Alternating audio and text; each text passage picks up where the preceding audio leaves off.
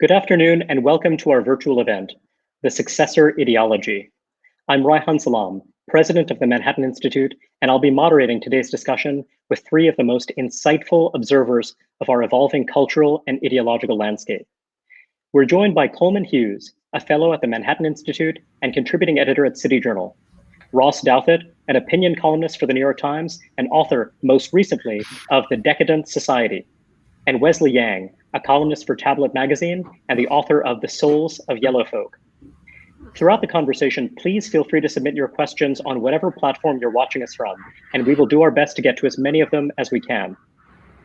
Today's conversation will try to peel back the curtain on the cultural upheaval we've witnessed since the killing of George Floyd, which has taken the form of street protests and riots, turmoil at media and cultural institutions, and calls for dismantling policing as we know it. What are the intellectual origins and ultimate ambitions of the movement currently unfolding?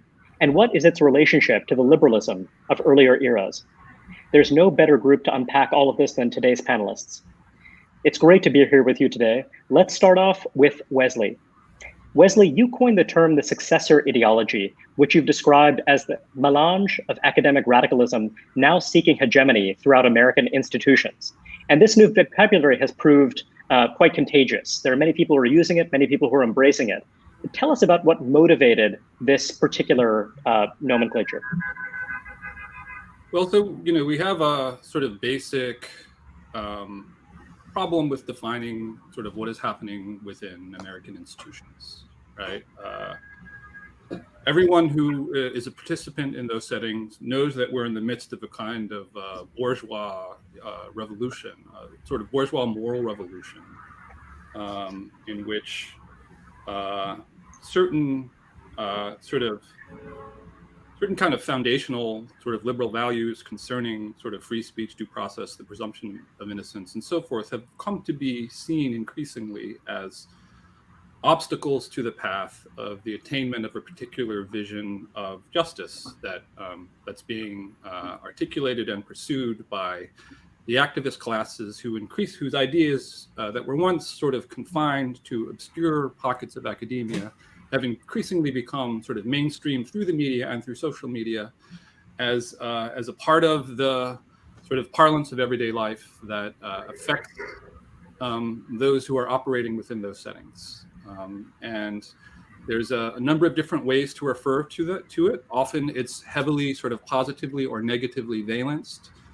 So a term like social justice is a sort of an attempt to sort of identify, right, the cause with justice as we all understand it, justice as such. A term like identity politics is a little more neutrally valenced, but it doesn't actually encompass everything that comes under the rubric of what we see happening right now. Other terms from the right, such as cultural Marxism or postmodern neo-Marxism, in addition to having some descriptive problems, often have a spoiled provenance that people will end up pointing out in either sort of moralistic or pedantic terms, often in ways that are both moralistic and pedantic, that serve the function of preventing us from being able to talk about what is happening. And so eventually in a moment of sort of, I was just sort of talking to myself on Twitter, sort of writing a thread where I described some implicit bias training that the New York City Board of Education or the Department of Education has sort of required all of its employees to take. And there's a screenshot of a screenshot sort of listing some of the premises underlying this training, a description of white supremacy culture and the various facets of it. And sort of white supremacy culture was characterized as consisting of perfectionism, sort of a sense of urgency, worship of the written word. And the more you went into it and you started to break down both the internal inconsistencies of some of these ideas, but also sort of recognizing the provenance of them, you saw that there were ideas taken from sort of anti-colonial studies, from post-colonial writings, from kind of Black nationalist inflected approach that sees whiteness as itself like a form of oppression of non-white people. And I ended up saying, the sort of what's being encoded here is so diverse, and in many cases, so internally incoherent, and yet all of these different activist movements are moving together under a single umbrella, and we need a word for it. And the word would be one that was as vague as the movement itself, sort of the successor ideology, because we are in the midst of a kind of ideological succession.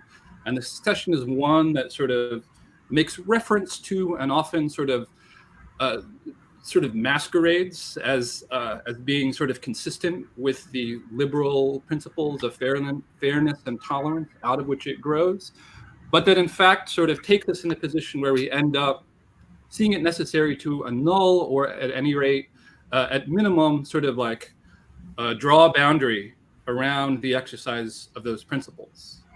That ended up just being this thing I threw out. I said, let's call it the successor ideology. And it was just my own personal little thing for myself and the people that followed me closely. But eventually others began to sort of see some utility in it. And eventually the person who mainstreamed it was, is here in this chat. It's Ross, who did a column about it and saw fit to use it, I think for some of the purposes that I pointed out, but maybe he could talk a little bit about why he saw utility in the term in the particular context in which he used it. Ross, I do want to know that, but I also want to observe what I detect as a subtle difference of emphasis. So while Wesley is talking about this melange of different academic radicalisms constituting, kind of an emerging new ideology, you've described it a bit differently, less as a successor to liberalism than as a successor to the role that was once played by mainline Protestantism in kind of informing or filling the kind of liberal scaffolding of American institutions. So can you tell us a bit about that? Sure. I mean, one of the fun things about having to write columns twice a week is that you get to consider something and then reconsider it and then reconsider it again. So I did that a little bit with this discussion. I wrote the initial column that used, I think, Wesley's term in very roughly speaking the way that he just described, to sort of capture the distinctive inchoateness of this sort of ideological movement and moment, and the fact that there is this sort of movement back and forth between goals and projects that seem to me, pretty clearly within what we would have considered the normal parameters of liberal politics 20 years ago, and then movements and projects that seem to step outside it, and as Wesley just said, to sort of suspend the rules of liberalism for the sake of various goals. So I think when you combine that back and forth movement with the uncertain and sometimes shifting content of what's going on here, that a term like successor is really useful, even if it's still, it still cries out for more specific definitions, which, presumably more careful writers than a newspaper columnist can supply. So I think that's going on, but I have a certain amount of uncertainty about whether the victory of this inchoate ideology would mean the end of liberalism, in the sense that we would understand liberalism to have ended under a, fascist or Leninist or Stalinist regime, or whether it would represent this sort of internal transformation where, I think, as Wesley was just saying, the sort of moralistic element of this revolution is so palpable, and whatever internal contradictions there are and so on, I think it's very clear that, the primary motivation is about establishing a new set of moral norms, ranging across, sort of just matters of like politesse and how people talk to each other, to, rules regulating sexual conduct on college campuses, rules for race relations, and all of that. One of the distinctive things about this moment is that component seems much stronger than the sort of technocratic side, the side of this that wants to have sort of, dramatic policy changes, right? Not that there aren't dramatic policy changes being argued for, but like if you read the literature of this movement, the moral is more important than the policy. The moralism is more, it's like a big shift from, say, early Obama era liberalism, right? When, you know, a writer named Helen Andrews coined this term, sort of bloodless moralism, for some of the stuff that was going on in liberalism then, where you could only make moral arguments if they were garbed in the language of technocracy. And now there's blood in the moralism, right? So, but to the extent that that's true, the part of me that wonders about the sustainability of liberalism without a kind of underlying religious culture, and obviously I'm speaking here as a Christian and a Roman Catholic who has a certain investment in the idea that a religious substrate is important for society, that part of me wonders if it's better to understand this as a kind of post-Protestantism, that, you know, the fact that it's centered in institutions and often demographic groups that would have been mainline Protestants had they, you know, 50 years ago, that, you know, America had for most of its history as some kind of liberal society, this incredibly powerful institutional Protestant substrate that has sort of dissolved in the last 50 years. And in that sense, maybe it is worth thinking about this in religious as well as ideological terms, or just in sort of quasi-religious. I mean, I don't want to push too hard on this because it is, you know, there's a certain laziness in saying that's a religion, right? You know, about any ideology you don't agree with. And I don't mean this as sort of a critique in that sense. I just mean clearly this movement partakes of the energies that we would have associated with, you know, Christianity, but specifically Protestant Christianity for most of American history. Coleman, you recently wrote the following passage in an article for City Journal. At a gut level, it is hard for most people to feel the same level of outrage when the cops kill a white person as when they kill a black person. Perhaps that is as it should be. After all, for most of American history, it was white suffering that provoked more outrage.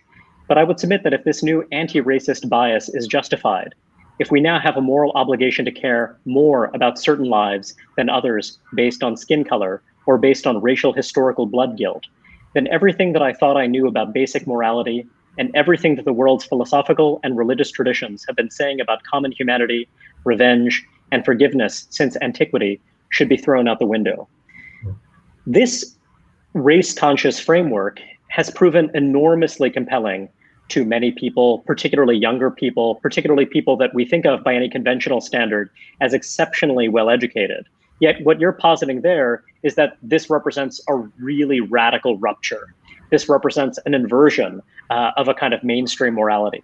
So is what's going on here that these people who are embracing this new race-conscious worldview were not steeped in that tradition, or is something else going on? I'm curious about what makes this so compelling.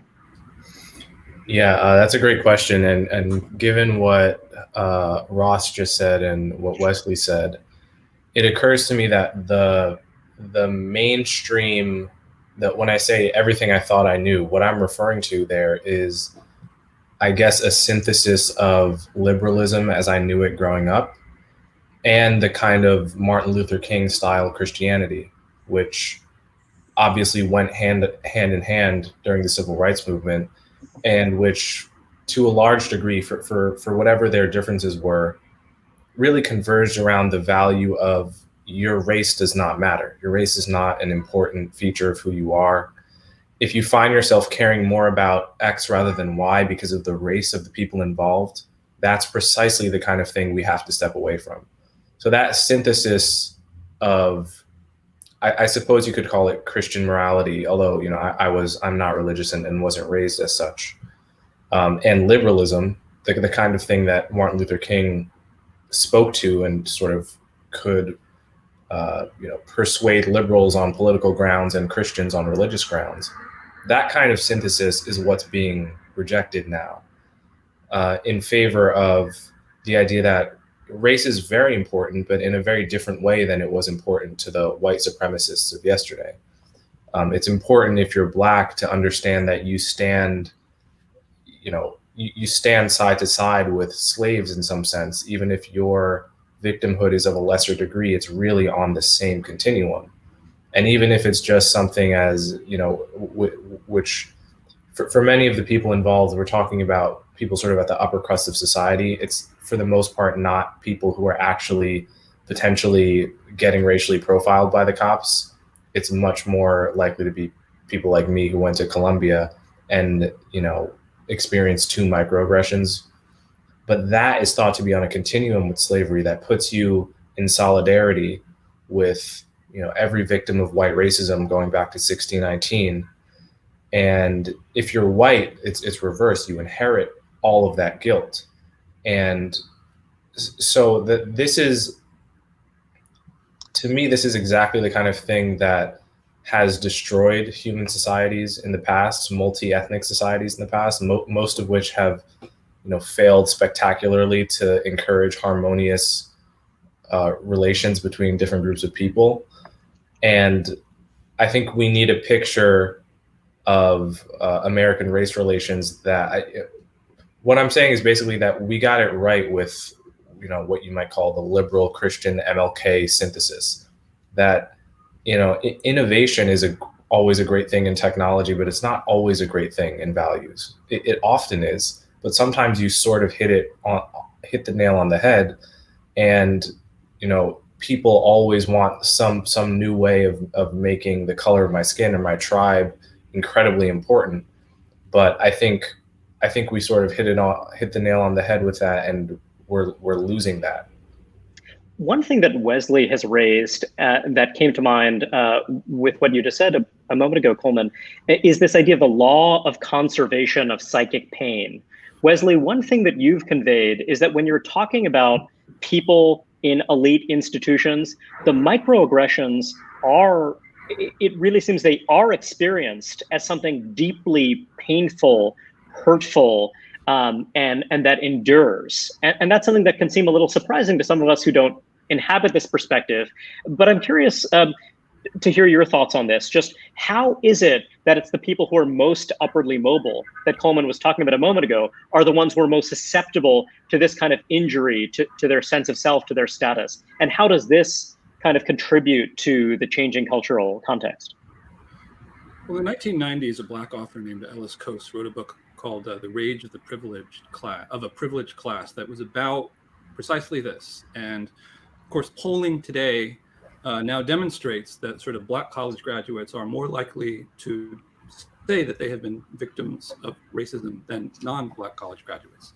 And of course, in a sense, that makes, it seems counterintuitive at first, but when you think about it, it makes sense that as you sort of ascend the sort of class hierarchy, you move into spaces that are increasingly more and more white. And so the problems of sort of integration, sort of apart from, sort of first generation sort of white college students will often experience sort of like, it's very hard for them to adjust. A sense of dislocation. Yeah, to a set of norms and expectations. And when you compound that by a racial dimension and sort of add on to it a microaggression discourse that is actually encouraging people to sort of regard their experiences through a racial lens, you're going to sort of exacerbate a well of discontent that actually there's something real there, right? Like microaggressions are the way by which one sort of intentionally or even unintentionally conveys to outsiders that they are in fact outsiders. And there's a process that people go through when they enter into new social settings where they don't know what fork to use at the dinner table, so on and so forth. And you can compound that much further. And you add the racial dimension to it, and it can be a real challenge. Something sort of I noted not so long ago was that sort of the first affirmative action cohorts in the early 1970s, some of those people fit in very well. Some of them, it was a trauma. They were sort of airlifted and parachuted in to settings that were mostly, comprised of rich white people. And often it was a traumatic experience for them. And some of the people for whom that experience was traumatic became the sort of authors of critical race theory. And one of those people turned out to be Clarence Thomas, right? And, if you read Clarence Thomas's memoir, it's one of the bitterest pieces of work ever written by sort of a major public figure, because he was a Gullah speaking, right, affirmative action student who came to see affirmative action as, a plot to destroy the self-sufficiency of Black people by making them reliant on the largesse of white liberals. And those two different approaches, the critical race theory approach and the Clarence Thomas approach, are polarized, and yet they're responding to the same sort of psychic humiliation that some people encountered when they entered into these settings without any social support, without any psychological support. They were simply told to sink or swim among rich white people, and it was hard, especially so at that time. And so, from out of that experience, like that traumatizing experience, the sort of canons of critical race theory came into existence, and then themselves into a series of dogmas that state that sort of like we're all subject to a vast socialization process that sort of instantiates the white as central, as primary, as valuable, and the non-white as secondary and as less valuable. And to some extent, there's a psychological reality to this, and it all depends on to what extent one is going to permit that to lead you into the position that sort of race neutrality is itself a kind of denial of these underlying realities, and that it's a pernicious form of the recapitulation of those realities that will always keep us enslaved to that sort of underlying white supremacy. Because, of course, white supremacy prior to 1964 was substantiated in law, right? And in 1964, it was actually dismantled. But we the people in America didn't cease to be the same people who were conditioned, psychologically formed by the previous segregationist dispensation, right? It would take a couple of generations before sort of Americans would be willing to sort of vote a black president into office, which happened in 2008. But sort of when something enters into a kind of ghostly afterlife, right? Like after being dismantled, it's very easy to turn that ghostly afterlife into something that is invincible, right? Like precisely because it doesn't exist, right? You can say that it is everywhere. And that's ultimately what the sort of microaggression and implicit bias discourse ended up doing. Sort of like it ended up theorizing something that precisely because you can't say that like our laws, right, overtly discriminate, you can say that like it's in all of our minds, right? It's in all of our institutions. It is systemic, it is structural, and it is everywhere. And it becomes this kind of pervasive, and it sort of collaborates with like new ideas about the circulation of power from Foucault and so on, right? That sees the fact that it's not visible speaks to its power, right? In a sense, sees domination as built into the very fabric and structure of society itself, and present in sort of systems of adjudication, present within the criminal justice system, right? Even in the absence of conscious intent. And it's that kind of that shift in our model of power from one of sort of overt de jure that allows it to kind of lose its moorings and lose its limiting principle and become the kind of protean sort of amulet, right? I'm thinking of the Ta-Nehisi Coates terms of a kind of like eldritch magic, right? There was a kind of transubstantiation of white supremacy that happened, and that ultimately there's a cultural project that sort of culminated in the second term of the first black president to bring this to the fore. And I want to just raise something. So this is for Ross and Coleman. One thing that Coleman referenced before briefly is the idea that the kind of opposite side of this is white guilt as something that one inherits, regardless of the particular circumstances of one's upbringing. And that seems like something, in a way, I wonder if it's actually aggrandizing. I wonder if in a society in which white people, particularly younger whites, are not as demographically dominant, in a global economy that's changing, in which the majority white societies of the larger West are not quite as unquestionably dominant as they had been in the past, if this is just something that actually seems to put white people at the center in a way that might actually be less true today than was true in the past. That's one thing. And second, Ross, you've written a bit about another way in which this discourse can actually be very useful to particularly whites from elite backgrounds who embrace it, who embrace the successor ideology, who embrace the discourse of anti-racism, in that it allows people in a kind of meritocratic race that can be exhausting to kind of take their foot off the gas pedal. So I'm curious to hear kind of both of you guys kind of weigh in on this. Yeah, I mean, I'll go first quickly, because I think one of the questions hanging over this discussion is why now? Like, why have the last, not the last 6 months, but the last 7 to 8 years or so been this period of sort of eruption of these ideas into national political consciousness, elite political debates, the use of this terminology in elite institutions, newspapers like my own, and so on, given that they are all ideas that are, in a sense, 50 to 60 years old at this point. And I think there are a lot of different reasons, but one subtle reason, I think, is a sort of sense of exhaustion with the culture of meritocracy, in which at least, you and I, Reihan, who, were in college literally at the same time, right, sort of experienced in its flower, right? There was this sort of period that coincided with the kind of Fukuyaman end of history, where meritocracy really believed in itself, I think. And there was this sense that you could just sort of run this system of high SAT scores and, plucking people from all over and putting them into elite institutions and making them experts, and it would all work out pretty well.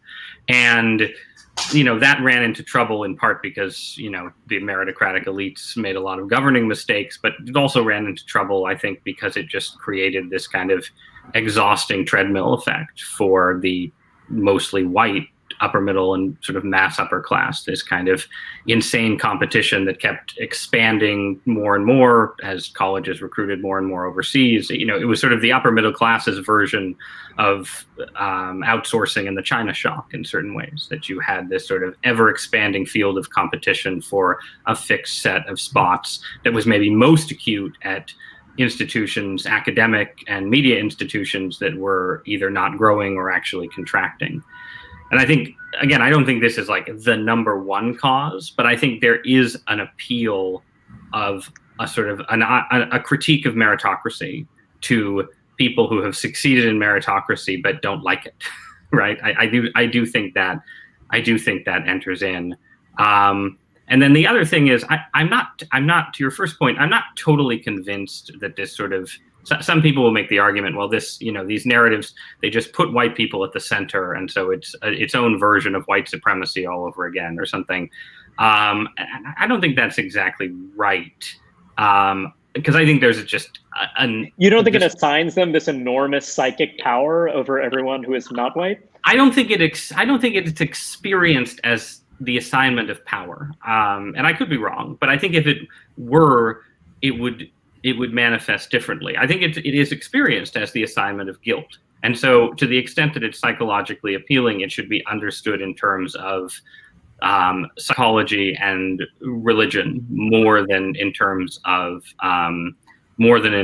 sort of political hegemony. I think people who are experiencing this language of sort of confession and self-scrutiny and being silent while other people speak and giving other people authority over yourself are experiencing a version of what people experience when they convert to a religious tradition and become a sort of neophyte believer. And I think that's just a very different kind of experience. As a Christian, I would say that everybody, every human being is marked by original sin, and we all feel, profound justified guilt at some level of our being. And if it ceases to manifest itself in religious rituals of confession, then it will manifest itself in other terms. But you don't have to accept the doctrine of original sin, I think, to see a version of that point being true. Yeah, and I think there is, for whatever reason, there's like an original sin shaped hole in the human psyche. And the idea that complicity is the word you more often hear nowadays. Sure, maybe you're not specifically guilty of enslaving Black people. Maybe you can't exactly see which dollar in your bank account is the result of 400 years of white supremacy. but in a very general sense, you've been complicit in this. That does what I imagine original, the belief that the blood of Christ is on your hands in some sense, in some abstract way. That does something to a human mind that is fulfilling, in a sense. There's some kind of hole that's shaped that way that can be filled by politics or religion. And this particular, the successor ideology, it fills that very, very well. And the other thing I observed, Ross, your idea that this is partly, people that are tired of meritocracy, being given a reason to take the foot off the gas pedal slightly. It occurs to me that the other thing, the other major ideology that preaches that are most of the world's religions. Namely, what is the rat race? The rat race is just of this earth. What really matters is the next world and your eternal soul. And that's obviously, I think it can be actually something very healthy about that, because ultimately it is true that if you never stop to enjoy your life, you get to the end, and as they say, you don't get to the end of your life and say, I wish I worked more. You say, I wish I spent more time with family. That's the cliche. I think it's probably true. But I think that's just another parallel between religion and the successor ideology worth observing. Yeah, and can I just follow up on that? Because I think there's also one of the things that's been notable, right, in the shift from, let's say, Protestantism to post-Protestant liberalism, is that sort of guilt becomes more attenuated and abstract, right? So if you move from a system where the biggest sins are coveting your neighbor's goods and lusting after your neighbor's wife and gossiping too much and not honoring your father and mother, to a system where the big sins are connected to climate change, right, and sort of global capitalism writ large. Like these things are, they're just much more abstract, right? And you can not use plastic bags at the local store and compost, and there are various things you can do, but I think they often seem incommensurate to the problem. But then with race in America, like, if you're a white student at a selective college, or if you're a white person in an elite institution, even if the institution is mostly white, you actually will have minority colleagues. You'll actually have African American colleagues. You'll actually be in sort of direct human contact with people to whom, according to this theory, you are sort of, you'll have an opportunity to live your values. Right. You're guilty of sinning against them, and so there's just I think a greater power in saying, well, I'm going to be silent while my African American colleagues talk, as a sort of act of self-abnegation, than there is in the more abstract, I'm going to compost to save the earth. Mm. So one question, and this is for all of you, because all of you have been addressing this in various ways in your work. I'm struck by the material dimension. So there is this kind of psychic context that you've all kind of delineated, that you've all described. But also, there's this thought, there's this intuition that many of us have, which is that the essential backdrop for this is stagnation, the sense that we find ourselves in a kind of zero-sum moment. The sociologist Richard Alba has argued that when you have this period of ethnic change, having a non-zero-sum background is essential to allowing those kinds of transitions to be peaceful. And it's certainly true that for some time, the American economy, the wider West, this has been a real moment of economic stagnation. But then again, perhaps that's a bit too simplistic. So, I wonder, Ross, you've expressed some optimism about the idea that policy can actually shape this environment. That when you look at the 1990s, the drastic reduction in violent crime, the successes, call them modest successes, but the successes of welfare reform really changed the racial context in a material way that seemed to create the possibility for a more constructive racial politics. Wesley, you have talked about Andrew Yang's ideas and the idea of unconditional basic income as a kind of alternative to this politics driven by racial identity. And Coleman, for you too, I just wonder, thinking about younger people who are graduating from college in this moment of economic cataclysm, kind of how that might draw people towards kind of annihilationist ideologies or towards a very kind of radical frame of mind. I'm just curious for all of you, how do you think about the intersection of the material and the spiritual when it comes to this cultural upheaval we're all experiencing? So you're also polite, so please jump right in. So the baby boomers were the most homogenous and least foreign-born generation in American history. And the millennials, their successors, their generational successors, are the as foreign-born as any cohort that we've ever had, and the least white cohort in American history. So the drasticness of the change, and the fact that sort of the millennials have been the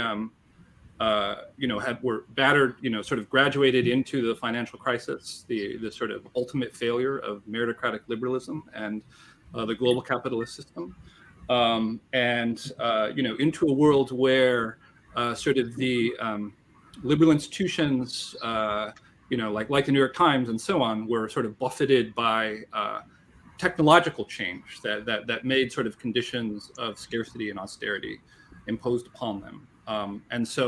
And there's an enormous wealth gap, right, between the mostly white baby boomers who own almost everything, and the heavily, sort of non-white millennial generation that owns very little, and owns very little compared to all other previous cohorts at a similar age group.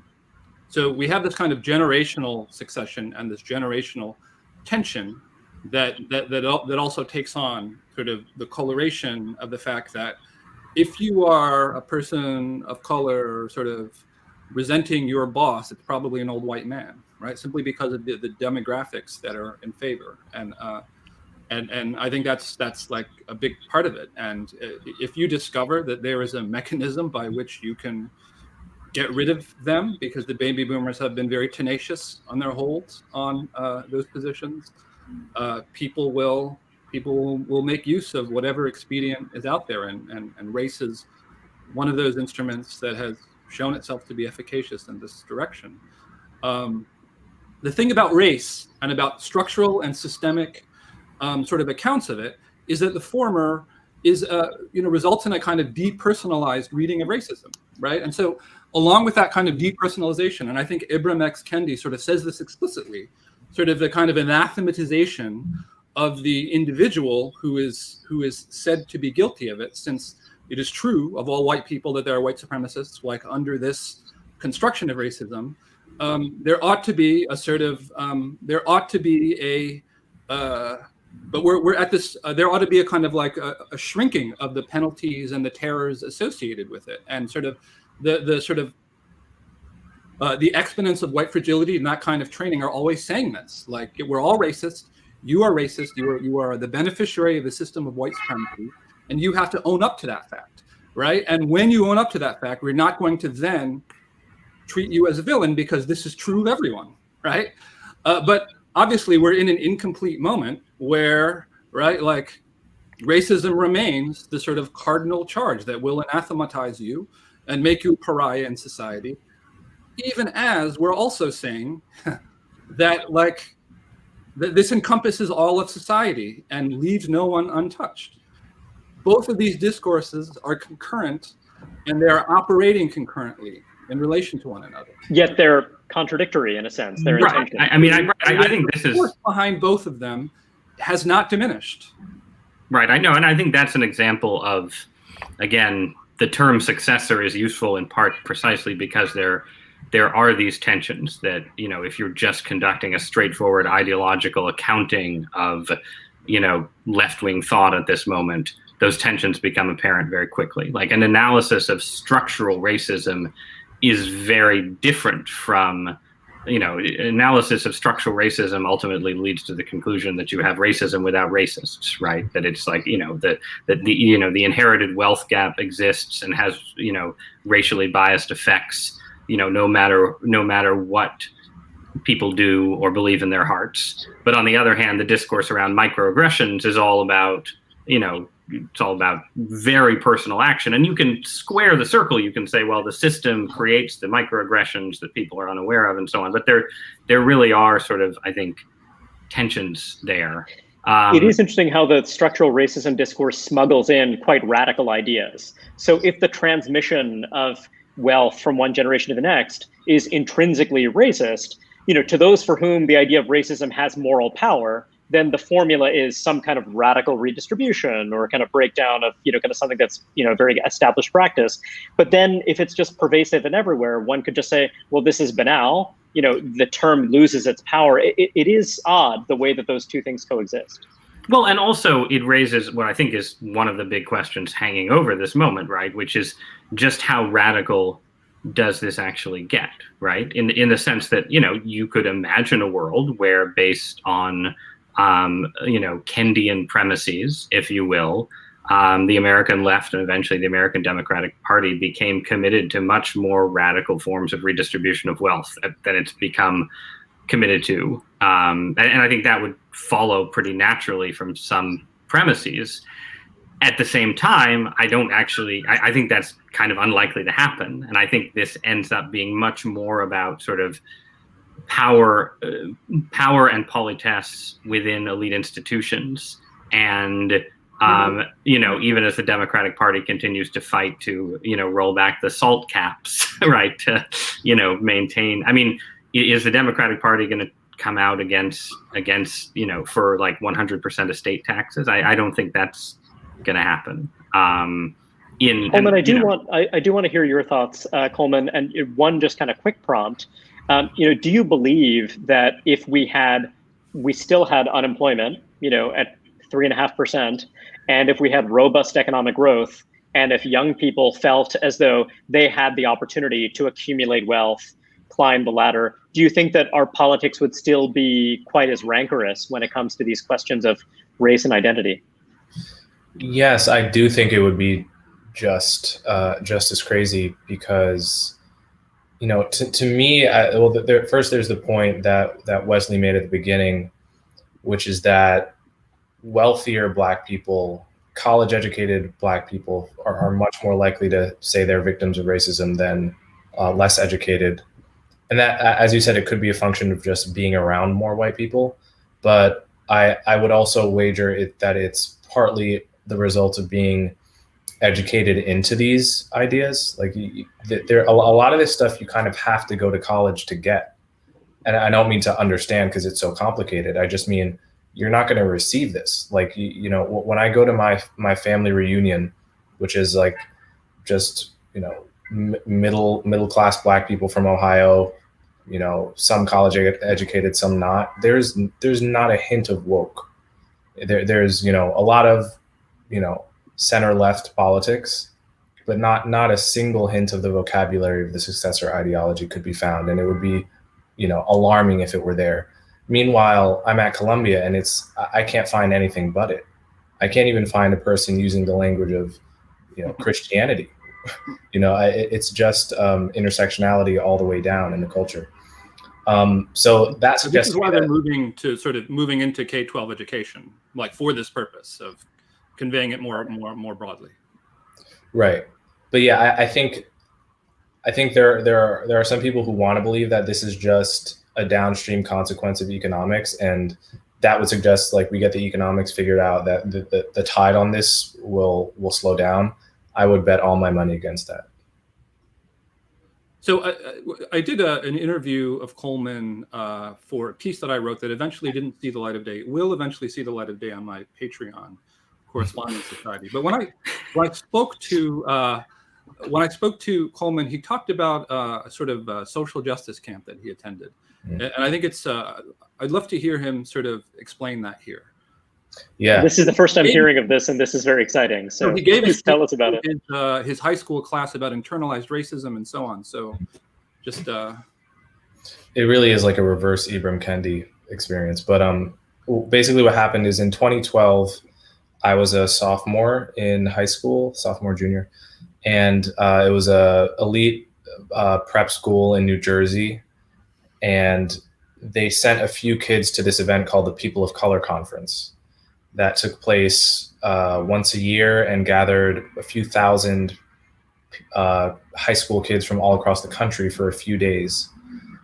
And I went because they paid your way and it was awesome. I didn't have any expectations, but it was like a few kids, and they chose kids that were not white Anglo-Saxon Protestants. They choose mostly kids of color or kids that were queer or gay or whatever. So that was my friend group. So it was a couple of folks from my friend group at the school, which was kind of marginal. And so we went to People of Color Conference. And what it was is that it actually was a misnomer. It's not just for people of color. It was an intersectionality indoctrination camp.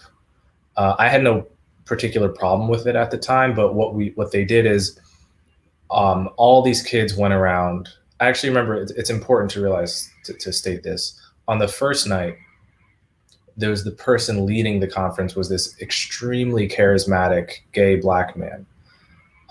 Just an amazing speaker, like highly empathetic, the type that he could be selling books on the road and be drawing audiences to get his self-help stuff. And he gets on stage, the first thing he says is, "Somebody in this crowd needs to talk to me. Come up on stage." And he waits about a minute. Somebody comes up.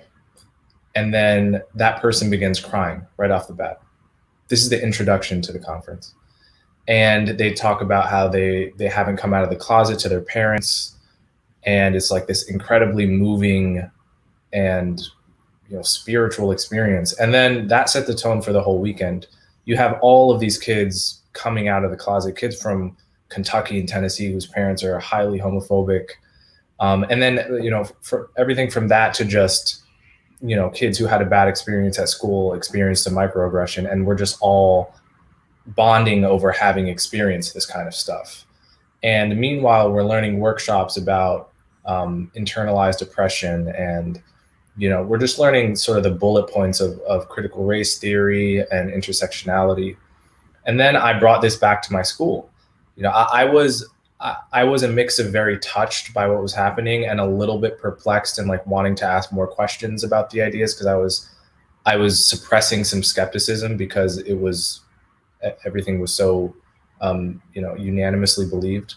But it was a very positive psychological and social experience for the most part. I brought it back to my school, gave a presentation to the whole school about the concept of internalized oppression as a way of like communicating back to the school what I had taken from this conference. And that was my very first encounter with the successor ideology. I didn't know it was that at the time, but I found some of the stuff compelling. I got into it a bit, and it took me a while to sort of deprogram myself from it, but that was the context in which it was introduced to me. How did your school receive your presentation? I would say most of them probably ignored it. Some of them were probably mildly annoyed. And then there was probably a good 10% that thought it was like awesome. One thing that Wesley observed in his opening remarks is that when you're talking about the successor ideology, yes, you're talking about race and identity. It's been a persistent theme in our conversation, but there are other elements as well, some of which relate to, for example, just structures. How do we approach wrongdoing? How do we think about restorative justice? How do we think about the regulation of sexual assault? Something that, Wesley, you've written quite a bit about. I wonder how all of you think about how these different things intersect. Do you see some of these debates around Title IX as being kind of essential to this larger ideological turn? Do you see them as potentially separable? I'm just kind of curious about the relationship of that component of what you've been describing, Wesley, to the larger picture. Well, what is like, it's a model repressive apparatus that sort of proceeds by the distinctive sort of successor move that it makes is that it defines misconduct such that there's no sort of objective correlate against which it can be held accountable, right? Like the sort of the species of feminism that it is sort of that it is instantiating in the world sort of proceeds from the assumption that like the subjective experience is all, right, and ought to be sort of determinative of whether something went wrong. So there's no actual way that you can sort of, if you are from the suspect oppressor class, guarantee that you have remained in compliance with it, so long as that there is like the presence of the complaint is seen as being sort of sufficient to establish guilt, right? That's the sort of direction that it moves, and the apparatus is one that is a kind of it defines wrongdoing so expansively that nothing actually technically falls outside of it, and then it sort of seeks to use a kind of Foucauldian sort of account of the way we construct reality and power as a sort of guidebook, right? And to sort of say that, like, this thing that was once a critique can actually be used in order to reconstitute new forms of subjectivity that like will not be impelled, right, to do wrong. So it gives us an image of how the left wants to use kind of therapeutic discourses to create new forms of subjectivity that will not be shaped by destructive or domineering power relations that sort of made us in the past, that sort of characterize our relations in the past, to sort of eradicate it at the root, and to say that. And so for me, the real sort of rhetorical shift that signals this change in orientation is when we cease to talk about racism and sexism, and we began to talk about whiteness and masculinity, and to sort of argue that it's within these distinctions itself, like that's the deconstructive move, right? Within these the forms of identity itself are already like sort of deeply inscribed the forms of domination that we want to overcome. So it's the gender binary itself, right, that has to be dismantled or abolished. And how do we actually go about that, right? Like, so the use of administrative power that we see in the Title IX system is the model of how you go about it. And sort of like taking that outside of that system, outside of that kind of closed system that's easy to control through the levers of the federal bureaucracy and through bureaucracies that are creating on campuses, and actually embedding it within the criminal justice system itself is the next step. So there was a move sort of, within the American Bar Association a year ago to sort of recommend the adoption of affirmative consent, right? Which is the view that like, if I don't get, right, sort of prior sort of explicit consent for an act, it is presumptively, right, like an assault, sort of into the law. And it was a close vote. It actually, so that sort of presumption of law, which is, quite subversive to the tradition of due process, is not yet there, but sort of it has a very strong activist presence within the organizations that actually have a role in determining what legal standards and practices are going to be. And we see there sort of a model of what will eventually sort of, there's plenty of militation, there's plenty of sort of activist energy behind bringing, similar to the Title IX apparatus, sort of like apparatuses to hunt people for microaggressions and so on college campuses, and the eventual sort of embedding of that within systems of corporate governance and within the federal government itself. So when Ross says that it's just about sort of polytests, and I don't think that's right on a couple of grounds, because of the sort of the urge to sort of increase the area in which there is regulation, and also because we're seeing increasingly corporations like CBS, they made an announcement that 50% of their writers' rooms are going to be people of color within 5 years. There's more and more a sort of a demand for, and corporations actually saying that we're going to have sort of explicit numerical quotas, and that's a big. It's going to be more rigidly and thoroughly institutionalized. It's not consistent with the language of the language or the intent of the Civil Rights Act of 1964. It's actually quite illegal, but they're going ahead with it anyway because it represents elite consensus, and there's an understanding that whenever the law is out of conformance with elite consensus, the Supreme Court and/or legislators are eventually going to bring those things together. We have a number of questions from our viewers that I want to jump into now. So the first one I will direct to Coleman. It's a question from Gabriel. What would you say to people who believe, one, cancel culture is a label people slap on criticism they don't like, and two, in the age of Patreon and Twitter, no one can really be canceled, and so the current panic around cancel culture is overblown? So to the first one, I would say, I'm sure there are some people who cry cancel culture at the first whiff of legitimate criticism. I think I've seen that happen probably more than once, but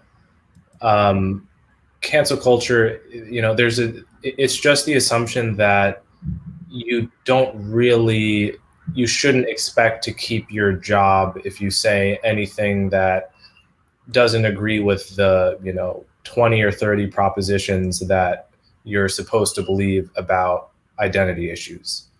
There's a huge gulf between saying, on the one hand, there's a huge gulf between you criticizing me and you inciting a Twitter mob to make me unemployable.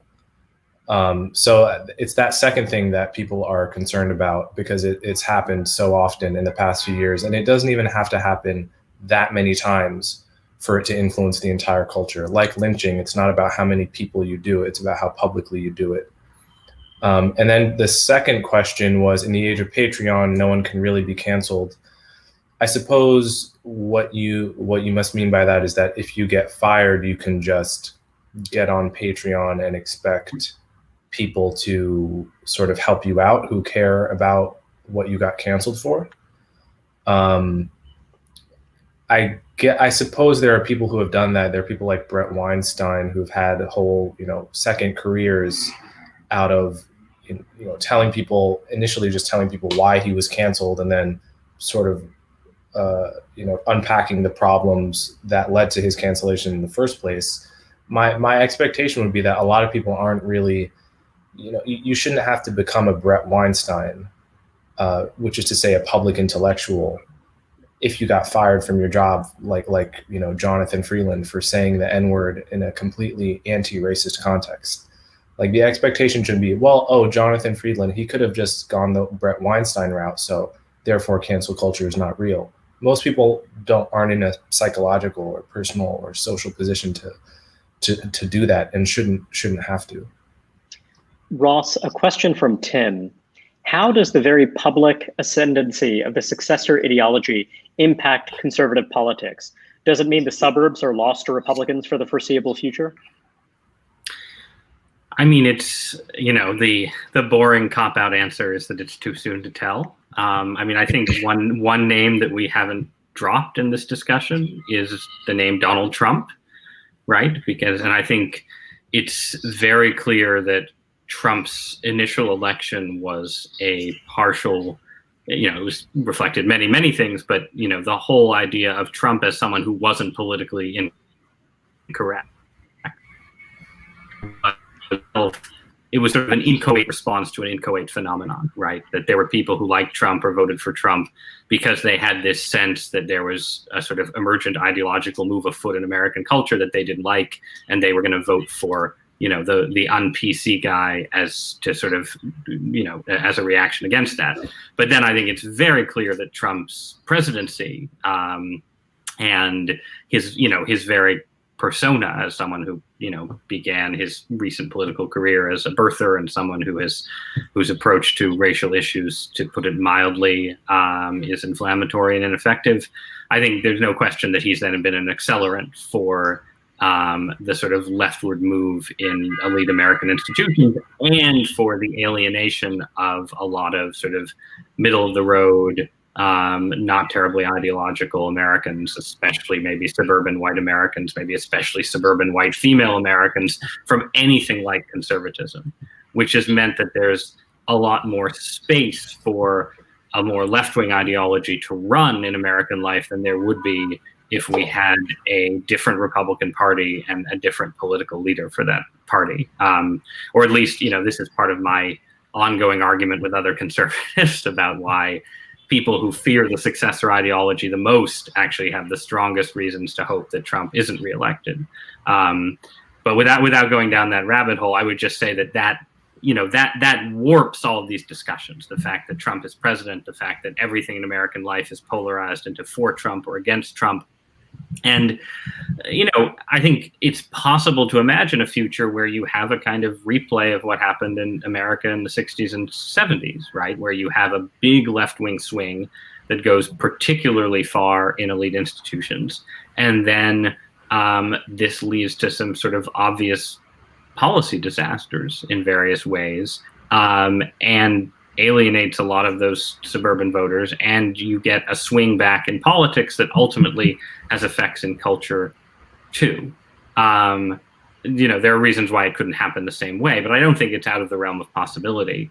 I do think it's out of the realm of possibility, though, so long as Trump himself is sort of the embodiment of the alternative to the successor ideology, if you will. Just very quick follow-up on this, Ross. Yeah. There is a widespread belief that President Trump has proven a unifying and galvanizing figure for a broad center-left coalition that might otherwise have many fissures, that might otherwise have many conflicts. And I wonder, if you accept that that is true, or there's at least some truth to it, does that imply that regardless of the outcome of the election in November, there will be a desire to elevate Donald Trump as a figure, to emphasize him, and that those on the right who might want to distance themselves from him, they'll have an awfully difficult time doing so, given the imperative of raising his visibility? To some extent, yeah. I mean, obviously Trump himself is, whatever else he is, he's incredibly masterful at sort of putting himself in the headlines. And even though he's getting older and maybe has lost a step or two in his own way, I don't think that will cease to be the case in the post-election dispensation if he loses. So I think there'll be a combination of strong incentives for the left and center left to sort of remain united against the menace of Trumpism, even if he's not in the Oval Office, and Trump's own incentives and the incentives of, his immediate circle, his family, people who have sort of gone all in for him, to sort of keep him front and center. But that's also why I think the key question here is what happens sort of in zones that are external to DC politics, right? I mean, I don't fundamentally, if the successor ideology ends up associated with, a return of high urban homicide rates and, major failures in American education, then it's going to have a tough time sustaining itself as a regnant ideology. If, on the other hand, crime goes down and in the new dispensation, white meritocrats seem happier with their lot in life than they were before and so on, then the successor ideology will have a certain distance to run before it can be challenged. And then other things might happen that we can't predict, like, a global pandemic or something, right? I mean, lots of things happen to make fools of our predictions. Two questions that are somewhat related that I'll direct to you, Wesley. First is a question from Greg. You've described a line of critique that labels Asian Americans as white adjacent. What do you think the future holds for Asian Americans as members of the Rainbow Coalition? And the other question from Aaron is about the sociologist Eric Kaufman, who argues that throughout American history, most immigrants, including most Hispanic immigrants, have eventually assimilated to a generic, quote, white identity. So far, blacks have not. Can they, should they, or does Kaufman's framework obscure more than it illuminates? So I am curious, because you've discussed people of Asian origin as a very important element in this kind of larger conversation, because they complicate some of the foundational themes of the successor ideology. So please, I'm eager to hear your thoughts. Well, there's certainly a part of the sort of exhaustion with meritocracy that Ross refers to. And this has to do with we're parachuting in people from, in large numbers, millions of people from countries that have determined the life chances of their young people on the basis of a single high stakes examination for more than 1,000 years, right? And so there's a certain set of cultural priors that those immigrants are bringing with them. And one of those priors is that you spend a certain share And depending on how large or small that income is, that share can be as large as 20 or 30%. This is something that was sort of reported by the New York Times a few years ago when they were talking about the culture of test prep in New York City around the specialized high school examination that results in an outcome where Stuyvesant, which is seen as the sort of crown jewel of that system, has consistently been 70 to 80% Asian American for the last 10 years or so. And of course, there's a movement afoot to change those demographics. And something happened not so long ago at the University of, just a few weeks ago, the University of San Francisco's medical school announced the racial demographics of its incoming class, of its medical school class.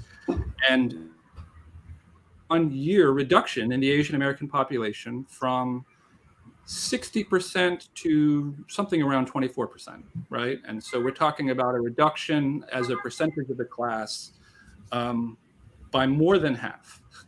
And that, of course, is the move that is anticipated, has been sort of anticipated and explicitly declared as the goal that the New York City would have in mind in changing the schema for entry into the schools by a sort of facially race neutral scheme that would take the top 7 or 8% of each middle school and award them entry into the specialized high school system, getting rid of the test altogether. And so the way that the SFUS, the University of San Francisco Medical School, how did they arrive at that outcome? They did it just by overt racial balancing. Now, overt racial balancing is something that has been against the law in California ever since voters in 1996 voted yes to a referendum that said that there will be no race preferences from sort of state universities and in hiring by public entities in the state of California. But they went ahead in defiance of that guidance to, in a way, sort of to provide an image of what will happen, because there's a new referendum that would sort of annul that previous act of the people that's coming up in September. And now we see what it means. It means we're going to reduce the Asian American population by more than half, and we're going to sort of raise the representation of Hispanics and Blacks, which were at a much lower level prior to that, to more or less in parity to their to the general. Wesley, do you expect so there are two, there are many more than two outcomes, but two outcomes immediately come to mind. One is that you'd expect to see some backlash from people of Asian origin who see that because they complicate, because they are kind of inconvenient, for this narrative, this framework of racial justice, that perhaps they will then, reject it. Another possibility is that part of upward mobility and assimilation will be embracing this narrative and basically finding ways to more shrewdly operate within it and to thrive within it. Now, obviously, one hesitates to generalize, but I wonder how you think about those two paths. I mean, I think both of those things are happening. And it's also very clear that Trumpism has had a huge push effect on Asian Americans away from the Republican Party and away from conservatism, because he is perceived, I think correctly, as being anti-immigrant. And of course, it's not understood by everyone, but for the last half decade or so, the largest group coming to the United States,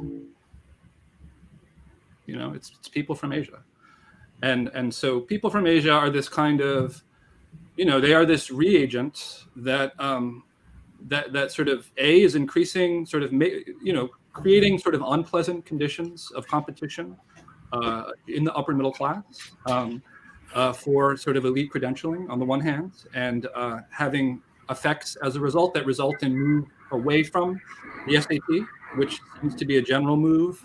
That they're using the sort of pandemic as a pretext to temporarily remove the test at Harvard, but the University of California is removing it altogether.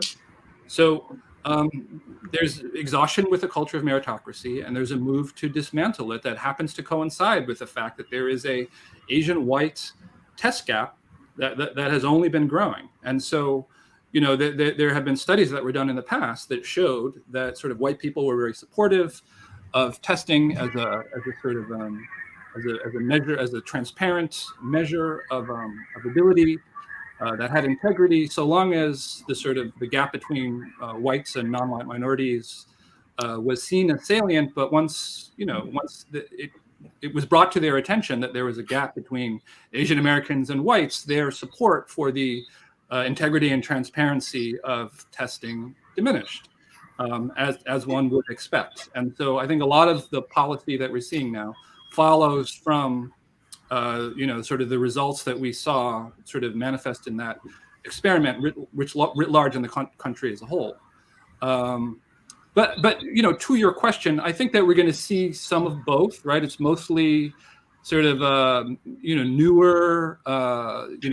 immigrants from the mainland who are involved in advocacy against affirmative action, and they were able to actually stop such a move in Oregon, right? They were able to organize politically and be effective. But on Wesley, forgive me. We have more questions now than we have minutes left for the discussion. But I'm eager to hear more from you in the future on this.